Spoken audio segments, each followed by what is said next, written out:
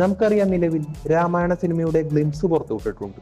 ഇത് പെട്ടെന്ന് തന്നെ മൊത്തത്തിൽ അങ്ങ് എയറിൽ കയറി. നമ്മൾ ഇതിന്റെ കമന്റ് ബോക്സ് നോക്കിയാൽ തന്നെ അറിയാം, പോസിറ്റീവിനേക്കാൾ കൂടുതൽ നെഗറ്റീവ് കമന്റ്സ് ആണ്. യൂട്യൂബിൽ മാത്രമല്ല, ഇൻസ്റ്റ നോക്കിയാലും FB നോക്കിയാലും എല്ലായിടത്തും നെഗറ്റീവ് റെസ്പോൺസ് ആണ്. രണ്ട് രീതിയിലാണ് മെയിനായി നെഗറ്റീവ് ഉള്ളത്. ഒന്നാമത്തേതാണ് രൺബീർ കപൂറിന്റെ ലുക്ക്.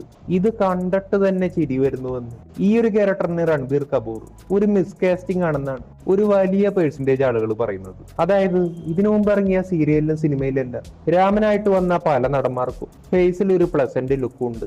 എന്നാൽ രൺബീർ കപൂറിന് അങ്ങനെ ഒരു ഫീല് കിട്ടുന്നില്ല. ക്ലീൻ ഷേവ് ലുക്ക് തന്നെ ആൾക്ക് സൂട്ടബിൾ അല്ല, രാമന്റെ ഒരു ഫീല് കിട്ടുന്നില്ല എന്നൊക്കെയാണ് പലരും പറയുന്നത്. ഇതിനു മുമ്പ് ഇങ്ങനെ പറഞ്ഞിരുന്നത് സായി പല്ലവിയായിരുന്നു. സായി പല്ലവിയെ കാസ്റ്റ് ചെയ്തു എന്ന് പറഞ്ഞപ്പോൾ തന്നെ ഒരുപാട് നെഗറ്റീവ് കമന്റുകൾ വന്നിരുന്നു. അതായത് സായി പല്ലവി സീതാ ക്യാരക്ടറിന് മാച്ചിങ് അല്ല, വേറെ വല്ല നടിമാര് മതിയായിരുന്നു, അങ്ങനെയെല്ലാം പറഞ്ഞ് ഒരുപാട് നെഗറ്റീവുകൾ ഉണ്ടായിരുന്നു. എന്നാൽ നമ്മൾ അറിയേണ്ട കാര്യം, ഇതുവരെ സീതാ ക്യാരക്ടറിന്റെ ഫസ്റ്റ് ലുക്ക് പോസ്റ്റർ പോലും പുറത്തുവിട്ടിട്ടില്ല. അതിനു മുന്നേ നെഗറ്റീവ് കമന്റുകൾ, ഭൂരിഭാഗം കമന്റും നോർത്ത് ഇന്ത്യയിൽ നിന്നായിരുന്നു. ഇതിനു മുമ്പ് വാരണാസി സിനിമയുടെ ഗ്ലിംസ് വന്നപ്പോൾ നോർത്തിൽ നിന്ന് ഒരുപാട് നെഗറ്റീവ് വന്നിരുന്നു. VFX പോരാ, നടൻ പോരാ, അങ്ങനെയുള്ള രീതിയിൽ പല നെഗറ്റീവ് വന്നിരുന്നു. ഇതിന് റെസ്പോൺസായി സൗത്തിൽ നിന്ന് പല കമന്റുകൾ. അങ്ങനെ നോർത്തും സൗത്തും തമ്മിൽ അന്ന് സോഷ്യൽ മീഡിയയിൽ ഒരു ക്ലാഷ് നടന്നിരുന്നു. ഇതുപോലെ മറ്റൊരു സൗത്ത് ഇന്ത്യൻ സിനിമയായ കൽക്കി സിനിമയുടെ ട്രെയിലർ വന്നപ്പോൾ നോർത്തും സൗത്തും തമ്മിൽ സോഷ്യൽ മീഡിയസിൽ ക്ലാഷ് നടന്നിരുന്നു. പിന്നീടാണ് രാമായണയുടെ ആദ്യത്തെ ഗ്ലിംസ് പുറത്തിറങ്ങിയത്. ഇതിന് നല്ലൊരു പോസിറ്റീവ് റെസ്പോൺസ് ആയിരുന്നു. ആരും രൺബീർ കപൂറിനെ കുറ്റം പറഞ്ഞില്ല.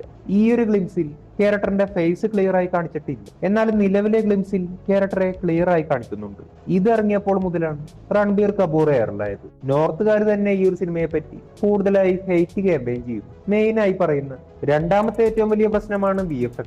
ഇതും ആദിപുരുഷും തമ്മിൽ യാതൊരു വ്യത്യാസവുമില്ല. ചില ഷോട്ടുകൾ ഒരു മെഗാ സീരിയൽ പോലെയുണ്ട്. 4000 കോടി ബഡ്ജറ്റ് എല്ലാം വെറുതെയാണ്. ചില വീഡിയോ ഗെയിംസ് വരെ ഇതിനേക്കാൾ ബെറ്റർ ആണെന്ന് പറഞ്ഞുകൊണ്ട് ചില ആളുകൾ വൂക്കോങ് ഗെയിമിന്റെ ട്രെയിലർ എടുത്ത് രാമായണയായി കമ്പയർ ചെയ്യുന്നുണ്ട്. ഇതിനി AI ആണോ എന്നാണ് മറ്റു ചിലർക്ക് ഡൗട്ട്.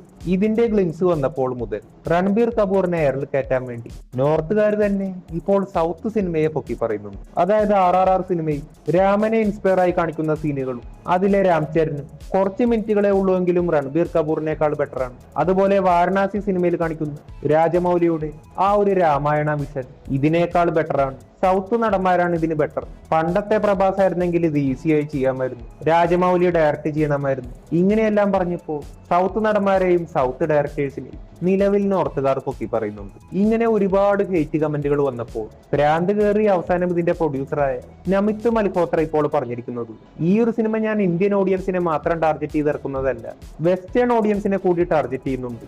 ഇത് വേൾഡ് വൈഡായി സക്സസ് ആകണമെന്നാണ് ആഗ്രഹം എന്നാണ് നമിത് മൽഹോത്ര പറഞ്ഞത്. നമ്മൾ ഇതിന്റെ ഗ്ലിംസ് നോക്കിക്കഴിഞ്ഞാൽ VFXലെല്ലാം ചെറിയ ചില മിസ്റ്റേക്ക് ഉണ്ട് എന്നുള്ളത് ശരിയാണ്. നമ്മൾ നമിത് മൽഹോത്രയുടെ VFX കമ്പനിയായ DNEG കമ്പനിയെ പറ്റി പല വീഡിയോസിൽ പറഞ്ഞിട്ടുണ്ട്. നിങ്ങൾ രാമായണ സിനിമയുടെ ഗ്ലിംസ് കാണുമ്പോൾ ഇവിടെ എഴുതി കാണിക്കുന്നുണ്ട് 8 ഓസ്കാർ വിൻ ചെയ്ത കമ്പനിയാണ്. ഇത് ശരിയായ ഒരു കാര്യം തന്നെയാണ്. VFX വർക്കിന് 8 ഓസ്കാർ അവാർഡ് നേടിയ ലോകത്തിലെ തന്നെ ഏറ്റവും വലിയ മൂന്നാമത്തെ VFX കമ്പനിയാണ് DNEG. അവഞ്ചേഴ്സ് എൻഡ് ഗെയിം മുതൽ ഹോളിവുഡിൽ ഇറങ്ങിയിട്ടുള്ള ഒട്ടുമിക്ക സിനിമകൾക്കും നേരിട്ടോ കൊളാബറേറ്റ് ചെയ്തോ DNEG കമ്പനി VFX ചെയ്യുന്നുണ്ട്. ഇതുപോലെ രാജമൗലി സിനിമകളടക്കം ഒട്ടുമിക്ക ബിഗ് ബഡ്ജറ്റ് ഇന്ത്യൻ സിനിമകൾക്കും VFX ചെയ്യാൻ ഇന്ത്യൻ കമ്പനികളെ ഹെൽപ്പ് ചെയ്തത് DNEG കമ്പനിയാണ്. ഈ ഒരു കമ്പനി ഇരിക്കുന്നത് ലണ്ടനിലാണ്. പക്ഷെ ഇതിന്റെ ഓണർഷിപ്പ് വരുന്നത് ഇന്ത്യക്കാരനായിട്ടുള്ള നമ്മുടെ നമിത് മൽഹോത്രയ്ക്കാണ്. DNEG കമ്പനി വർക്ക് ചെയ്തിട്ടുള്ള ഒരു സിനിമ പോലും VFX മോശമായിട്ടില്ല. എല്ലാം വളരെ പേരുകെട്ട മികച്ച ക്വാളിറ്റിയാണ്. ഇത് വെറും ഒരു ഗ്ലിംസ് ആണ്. സിനിമയുടെ ട്രെയിലറോ ടീസറോ ഇതുവരെ ഇറങ്ങിയിട്ടില്ല. ഒട്ടുമിക്ക ഹോളിവുഡ് സിനിമകളും സിനിമ ഇറങ്ങുന്നതിന് ഒരു 3 മാസം മുമ്പ് വരെ ഒരു ഫൈനൽ പോളിഷിംഗ് ചെയ്യാറുണ്ട്. ഒരു എക്സാമ്പിൾ ആണ് സോണിക് സിനിമ. സോണിക് 1 സിനിമയുടെ ട്രെയിലർ ഇറങ്ങിയ ടൈമിൽ ആളുകൾ കളിയാക്കി. അങ്ങനെ സ്റ്റുഡിയോ ജസ്റ്റ് ഒരു 3 മാസം കൊണ്ട് ഇതിന്റെ ഒരു ഫൈനൽ ടച്ചപ്പ് നടത്തി സിനിമ തിയേറ്ററിൽ ഇറക്കി. രണ്ടും തമ്മിൽ വലിയൊരു ഡിഫറൻസ് ഉണ്ടായിരുന്നു. സിനിമ വലിയൊരു വിജയം നേടി. ഇതുപോലെ DNEG തന്നെ വർക്ക് ചെയ്ത Dune cinema, Spiderman no way home, Avengers Endgame, ഇതിന്റെ എല്ലാം ഫൈനൽ പോളിഷിംഗ് ആഴ്ചകൾക്ക് മുന്നേ വരെ നടന്നിരുന്നു. നമ്മൾ നോക്കേണ്ടത് സിനിമ ഇറങ്ങാൻ ഇനി 7 മാസം ടൈമുണ്ട്, ട്രെയിലർ പോലും ഇതുവരെ പുറത്തിറങ്ങിയിട്ടില്ല. അപ്പോൾ സ്റ്റുഡിയോയുടെ ഹിസ്റ്ററി വെച്ച് ഇവരെന്തായാലും ഫൈനൽ ക്വാളിറ്റി അടിപൊളിയാക്കുമെന്നുള്ളത് ഏകദേശം ഉറപ്പാണ്. പക്ഷെ അപ്പോഴും സിനിമയ്ക്ക് ഒരു പ്രശ്നമുണ്ട്. നമ്മൾ ഈ ഒരു ക്യാരക്ടറെ നോക്കിയാൽ ഇവർ VFX അടിപൊളിയാക്കും, നല്ല ഒറിജിനാലിറ്റി വരുത്തും എന്നുള്ളതെല്ലാം ശരിയാണ്. പക്ഷെ അപ്പോഴും ഒരു പ്രശ്നമുണ്ടാവും. അത് VFXന്റെ ഒറിജിനാലിറ്റി അല്ല, അത് മൊത്തത്തിലുള്ള ആ ഒരു VFXന്റെ സ്റ്റൈലാണ്. നമ്മൾ ഈ ഒരു ക്യാരക്ടറിന്റെ മൊത്തത്തിലുള്ള മോഡൽ ഒന്ന് നോക്കിയാൽ രാമായണയുമായി മാച്ചാവുന്ന ഒരു ഇന്ത്യൻ ടച്ച് ഉള്ള അങ്ങനെ ഒരു ക്രീച്ചർ അല്ല ഇത്. ഇതിനൊരു ഹോളിവുഡ് ടച്ച് ഉണ്ട്. അതായത് നമ്മൾ ഹോളിവുഡിൽ ഡാർക്ക് ഫാന്റസി സിനിമകളിൽ കാണുന്ന Lord of rings, Harry Potter അങ്ങനെയുള്ള സിനിമകളിൽ കാണുന്ന അങ്ങനെയുള്ള ക്യാരക്ടേഴ്സ് ആണ്.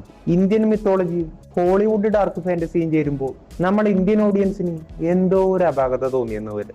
ഇതിന്റെ എക്സ്ട്രീം വെർഷനാണ് ആദിപുരുഷ്. ആദിപുരുഷ് രാമായണ എന്ന് പറഞ്ഞുകൊണ്ട് ഭൂരിഭാഗം സീനുകളും വെസ്റ്റേൺ സിനിമയെ ഇൻസ്പയർ ആയി നിർമ്മിച്ചു. രാവണന് പ്രത്യേക ഹെയർ കട്ട് കൊടുത്തു.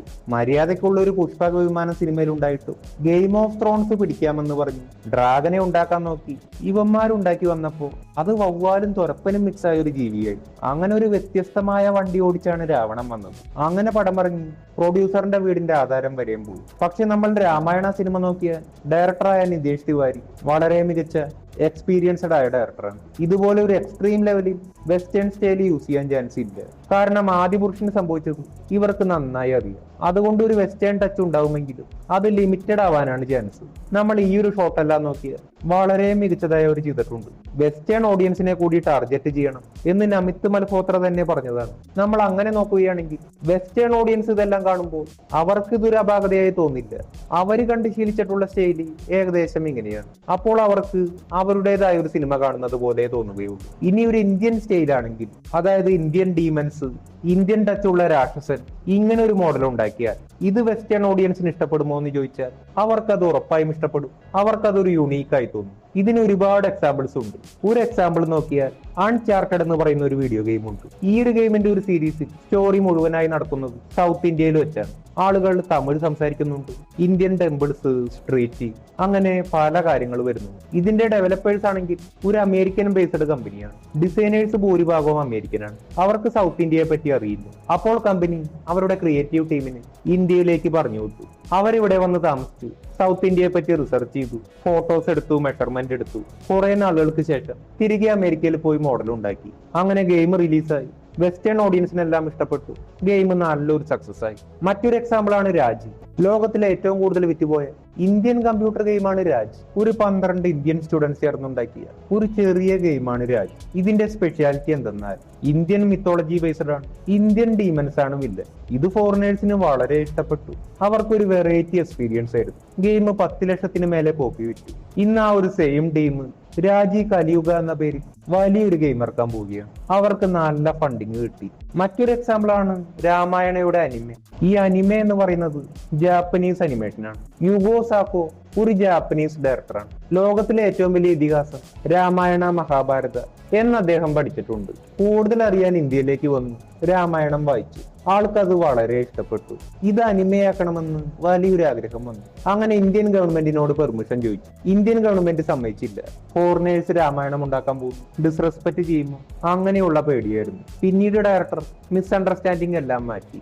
അങ്ങനെ പെർമിഷൻ കൊടുത്തു. ഇദ്ദേഹത്തിന്റെ ടീം ഇന്ത്യയിൽ വന്നുകൊണ്ട് ഇന്ത്യൻ കൾച്ചറും രാമായണവും പഠിച്ചു. ഞാൻ 10 തവണ രാമായണം വായിച്ചു എന്നാണ് ആ ഒരു ഡയറക്ടർ തന്നെ പറയുന്നത്. ശേഷം ഇന്ത്യയിലെ ആദ്യത്തെ അനിമേറ്ററായ റാംമോഹന്റെ ഹെൽപ്പും തേടി. ശേഷം ജപ്പാനിൽ പോയി 450 അനിമേറ്റേഴ്സിനെ യൂസ് ചെയ്തു. 5 കൊല്ലം ടൈം എടുത്ത് ഈ 2 മണിക്കൂറുള്ള അനിമെ ക്രിയേറ്റ് ചെയ്തു. പിന്നീട് ഇംഗ്ലീഷിൽ ഡബ് ചെയ്തു, ജപ്പാനിൽ ഡബ് ചെയ്തു. ശേഷം ഫിലിം ഫെസ്റ്റിവലിനായി ഇന്ത്യൻ സ്റ്റൈലിൽ ഉണ്ടാക്കിയ ഒരു അനിമെ ഒരു യുണീക്ക് ബ്ലെൻഡിങ് ആയിരുന്നു. ഫോറിൻ ഓഡിയൻസിന് ഇത് വളരെ ഇഷ്ടപ്പെട്ടു. ആള് വലിയൊരു റെസ്പെക്ട് നേടി. ശേഷം DVD വിറ്റു, റൈറ്റ്സ് വിറ്റു, അങ്ങനെ പ്രോഫിറ്റ് നേടി. രാമായണയുടെ ഒരു മികച്ച അഡാപ്റ്റേഷന് ഇന്നും ഇത് അറിയപ്പെടുന്നു. ഫൈനൽ എക്സാമ്പിൾ ആണ് നമ്മുടെ രാജമൗലി. ഇന്ത്യൻ കൾച്ചറും ഇന്ത്യൻ സ്റ്റൈലും തന്റെ സിനിമയിലൂടെ ലോകം മൊത്തം കാണിക്കുക എന്നുള്ളതാണ് രാജമൗലിയുടെ ഏറ്റവും വലിയ ഡ്രീം. രാജമൗലി ഹോളിവുഡ് സിനിമകളും വീഡിയോ ഗെയിംസ് വരെ ഇൻസ്പയർ ആയി സീനുകൾ ഉണ്ടാക്കാറുണ്ട്. പക്ഷെ ഉണ്ടാക്കുന്ന സീനുകൾ പൂർണ്ണമായും ഒരു ഇന്ത്യൻ സ്റ്റൈലിലായിരിക്കും. ബാഹുബലി സിനിമ ഉണ്ടാക്കാൻ വേണ്ടി നമുക്കറിയാം 5 കൊല്ലം ടൈം എടുത്തു. രാജമൗലിയുടെ ടീമും ഇന്ത്യൻ രാജാക്കന്മാരെ പറ്റിയും യുദ്ധ രീതികളെ പറ്റിയും നന്നായി റിസർച്ച് ചെയ്ത ഈ ഒരു സിനിമ ഉണ്ടാക്കിയത്. പഴയ കൊട്ടാരങ്ങളുടെ മോഡൽ പഠിച്ച് ആ ഒരു ബാക്ക്ഗ്രൗണ്ട് ഏക്കർ കണക്കിന് സെറ്റ് ഇട്ടു. സിനിമ ഇന്ത്യയിൽ വലിയൊരു വിജയം നേടി. ചൈനയിൽ ഇറക്കി ചൈനയിലും വലിയൊരു വിജയം നേടി. ഇന്ത്യൻ സിനിമയുടെ ഹിസ്റ്ററി തന്നെ മാറ്റി. പിന്നീട് വന്ന RRR സിനിമ ജപ്പാൻ തിയേറ്റേഴ്സിലും വിജയം നേടി. നെറ്റ്ഫ്ലിക്സിലൂടെ യൂറോപ്യൻ കൺട്രീസിലും വിജയം നേടി. സിനിമ ഓസ്കാർ വരെ നേടി. ഫോറിനേഴ്സിന്റെ ഇടയിൽ വലിയൊരു ഫാൻ ബേസ് ഉണ്ട്. Indian making style, story telling, background music, പാട്ടുകൾ, ഇതെല്ലാം ഫോറിനേഴ്സിന് ഒരു വെറൈറ്റി എക്സ്പീരിയൻസ് ആയിരുന്നു. അവരെ ഇമോഷണലി കണക്ട് ചെയ്തു. നെക്സ്റ്റ് മൂവി രാജമൗലി ഇന്ത്യൻ സ്റ്റൈലിൽ തന്നെ വേൾഡ് വൈഡായി ഇറക്കാൻ പോവുകയാണ്. അപ്പോൾ ഇന്ത്യൻ സ്റ്റൈലി ഫോറിൻ ഓഡിയൻസിന് ഇഷ്ടപ്പെടുമെന്നുള്ളതിന്റെ പല എക്സാമ്പിൾസ് ആണ് നമ്മൾ കണ്ടത്. പൂർണ്ണമായും ഇന്ത്യൻ സ്റ്റൈൽ വേണമെങ്കിൽ DNEG ലണ്ടൻ ബേസ്ഡ് കമ്പനിയാണ്. അവർക്ക് നല്ലൊരു റിസർച്ചിങ് ടൈം വേണ്ടി വരും. 5-3 കൊല്ലമല്ല, ബോളിവുഡ് നടന്മാരുടെ ഡേറ്റ് വാങ്ങാൻ വളരെ ബുദ്ധിമുട്ടായിരിക്കും. രാമായണ 1ന്റെ പ്രൊഡക്ഷൻ ടൈം നിലവിൽ 1.5 കൊല്ലമാണ്. 200 ദിവസത്തെ ഷൂട്ടിംഗ്, 300 ദിവസത്തെ VFX. മാത്രമല്ല വെസ്റ്റേൺ സ്റ്റൈൽ DNEG കമ്പനിയുടെ ഒരു സേഫ് സോൺ ആണ്. അപ്പോൾ എന്തായാലും വെസ്റ്റേൺ സ്റ്റൈൽ ഉണ്ടാവുമെങ്കിൽ അതൊരു ലിമിറ്റഡ് ആയിട്ടായിരിക്കും. നമ്മൾ നോക്കേണ്ടത് രാജമൗലിയും സിനിമ ഇറക്കുന്നുണ്ട്. ഇത് ഫുള്ളി രാമായണ അല്ലെങ്കിലും രാമായണയായി കണക്റ്റഡ് ആണ്. ഇതും ഒരു ബിഗ് ബഡ്ജറ്റ് സിനിമയാണ്. 2 പേരുടെയും സ്റ്റൈൽ നമുക്ക് കാണും, 2 പേരുടെയും വിഷനും നമുക്ക് കാണും. ഏതാണ് നല്ലതെന്നുള്ളത് സിനിമ ഇറങ്ങിയാലേ നമുക്ക് പറയാൻ പറ്റൂ. എന്തൊക്കെയായാലും രാമായണ സിനിമയിൽ ആളുകൾ ഒരുപോലെ പറഞ്ഞൊരു പോസിറ്റീവാണ് ആ ഒരു ഗ്ലിംസിലെ മ്യൂസിക്. കാരണം നമുക്കറിയാം 2 ലിജൻഡറി മ്യൂസിക് ഡയറക്ടേഴ്സ് ആണ് ഈ ഒരു സിനിമയ്ക്ക് വേണ്ടി ഒന്നിച്ചിരിക്കുന്നത്. സിനിമയും നന്നാകും എന്ന് നമുക്ക് പ്രതീക്ഷിക്കുക. നിങ്ങൾ വെയിറ്റ് ചെയ്യുന്ന സിനിമ ഉറപ്പായി താഴെ കമന്റ് ചെയ്യുക.